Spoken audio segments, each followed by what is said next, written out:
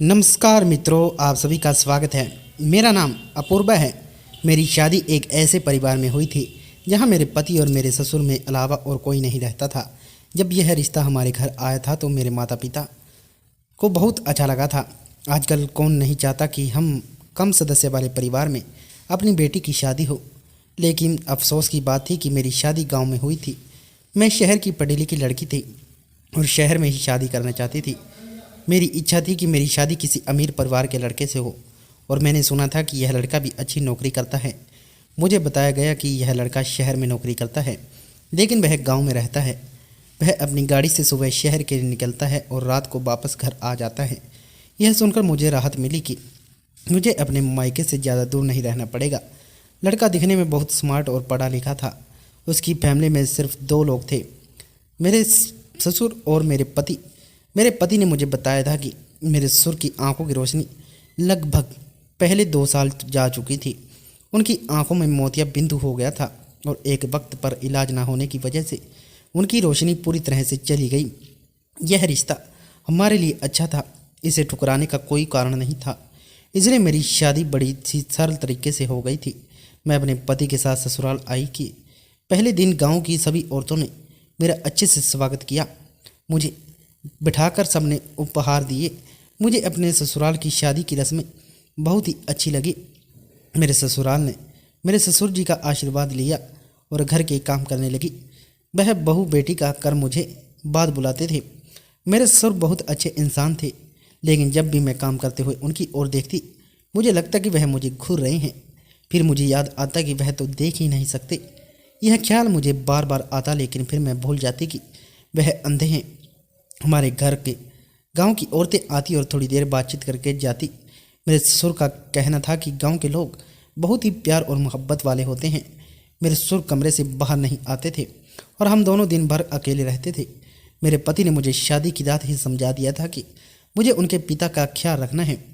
मेरे ससुर जी की आंखों की रोशनी जाने के बाद उन्होंने घर पर ही रहना शुरू कर दिया था।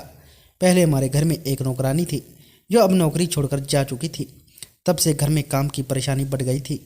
पड़ोस की एक मासी उसका खाना बनाकर जाती थी, लेकिन यह व्यवस्था हमेशा के लिए चल सकती थी। शादी के पहले पति ने मेरी बहुत तारीफ की और मैंने उन्हें भरोसा दिलाया कि उनके पिता का हमेशा ख्याल रखूंगी। सुबह उठकर सबसे पहले मैं अपने ससुर जी के लिए नाश्ता बनाती थी। शुरू में मेरे पति बाजार से नाश्ता लेकर आते थे और मुझे आराम करने को कहते थे, लेकिन अब मैं घर का सारा काम खुद संभाल लिया करती थी क्योंकि इस घर में कोई और महिला नहीं थी। मैंने अपने ससुराल जी से कहा कि मैं घर का सारा काम खुद करूंगी। मेरी बात सुनकर मेरे ससुर और पति बहुत खुश हो गए। मेरे पति ने कहा कि हमें अपने घर के लिए ऐसी ही लड़की की तलाश थी। उन्होंने कहा कि मैं न सिर्फ खूबसूरत हूँ बल्कि समझदार भी हूँ। नाश्ते के टेबल पर मैंने सबके लिए नाश्ता परोसा और अपने ससुर जी को अपने हाथों से नाश्ता निकाल कर दिया। मेरे पति ने भी अपने पिता को अपने हाथ से नाश्ता खिलाया। मेरे पति मुझे देखकर धीमे धीमे मुस्कुरा रहे थे। जब मेरे पति घर पर होते थे तो अपने पिता का सारा ख्याल रखते थे। उन्होंने अपने पिताजी से मुझे नाश्ता करते हुए कहा था कि अब अगली बार से तुम यह जिम्मेदारी निभाओगी। मैंने अपने पति से खुश होकर कहा, क्यों नहीं, मैं घर की सारी जिम्मेदारियां संभालूंगी। मुझे ऐसा लग रहा था जैसे मेरे ससुर अब भी मेरे सामने बैठकर मुझे घूर रहे हैं। जब मेरे ससुर का नाश्ता पूरा हो गया तो मेरे पति पास की चेयर से उठकर मेरे बराबर की चेयर पर बैठकर मेरे चेहरे को सहलाने लगे। मुझे डर था कि कहीं मेरे ससुर हमें देख न लें, लेकिन मेरे पति ने इशारे से कहा कि वह हमें कैसे देख सकते हैं, उनकी आंखों की रोशनी नहीं है। मेरे पति मुझसे बहुत प्यार किया करते थे।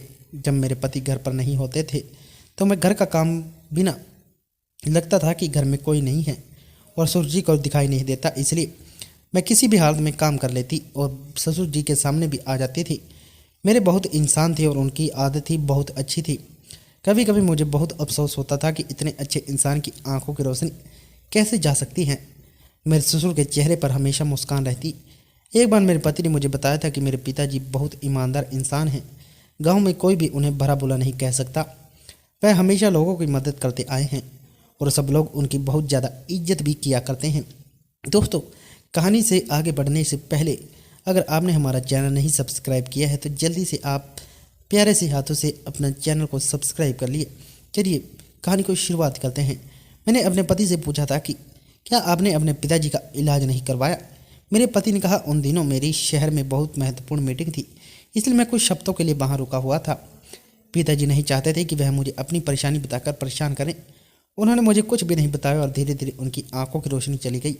जब मैं बहुत दिनों घर वापस आया तब मुझे पता चला कि वह मुझे वक्त पर बता देते तो मैं उन्हें शहर में ले जाकर उनका इलाज करवा देता और शायद वह ठीक हो जाते, लेकिन उन्होंने तो अपना इलाज ना करवाने की जिद पकड़ ली थी। मेरे पति ने कहा कि पिताजी को डॉक्टर के पास ले जाने की कोशिश की, लेकिन पिताजी हर बार मना कर देते हैं। उन्होंने कहा था, मेरी उम्र हो गई है, मैंने अपनी ज़िंदगी में बहुत कुछ देख लिया, अब तुम्हारी ज़िंदगी जीने का मेरा क्या है, एक दिन मैं इस दुनिया को छोड़कर चला जाऊंगा। पिताजी ने कहा, फिक्र मत करो, मैं देख नहीं सकता लेकिन सुन तो सकता हूँ और तुम्हें महसूस कर सकता हूँ। मैं बस तुम्हें खुश देखना चाहता हूँ और चाहता हूँ कि तुम्हारा घर बस जाए। मेरे पति ने कहा था कि अब पिताजी की काम अब मेरी जिम्मेदारी है। मैंने अपने पति से वादा किया था कि मेरे रहते हुए घर में कभी कोई परेशान नहीं होगी। मैंने ससुर की पुरानी तस्वीर देखी थी जिनमें उनकी आंखों की रोशनी थी और मेरी सांस भी जिंदा थी। मेरी सांस बहुत ही ज़्यादा खूबसूरत थी और मेरे ससुर अपनी जवानी में बहुत ही ज़्यादा हैंडसम थे। एक दिन मेरे ससुर ने कहा, देखो बहू, मेरे भाग्य में क्या लिखा है कि मैं अपनी बहू को अपनी आंखों से नहीं देख सकता और ना ही उसे देख सकर आशीर्वाद दे सकता। मैंने कहा, ससुर जी कोई बात नहीं, आप इस तरह से भी मुझे आशीर्वाद दे सकते हैं।